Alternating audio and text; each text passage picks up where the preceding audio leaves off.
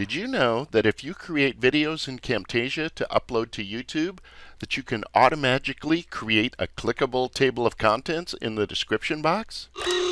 Well, you can, and in this video, I'll show you how. Here in Camtasia, I have a project on the timeline, and it's a little longer tutorial that has several main parts and topics. This is going to be shipped up to my YouTube channel, and what I'd like is to have clickable links in the description box that lets my viewers quickly and easily jump to specific sections in the video. YouTube calls these timestamps. You can do this manually by editing your video description and putting in the time you want to jump to for each and every section you want your folks to be able to get to.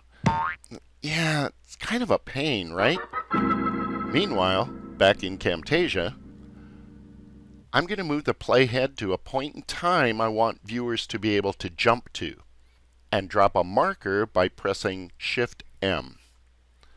Let's give it a name or a short description that describes the content at this point, and repeat that process for any other timestamp links I want to create.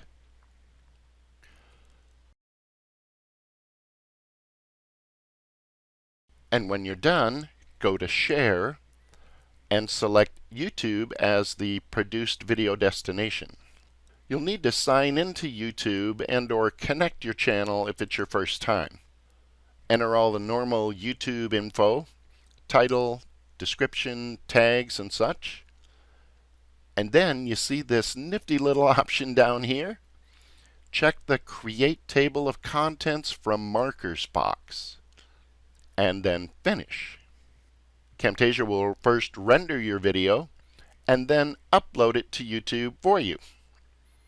And when it's finished, boom! You'll have the timestamp links automatically generated and put into the description box. Hey, Naylor here. Thanks for watching.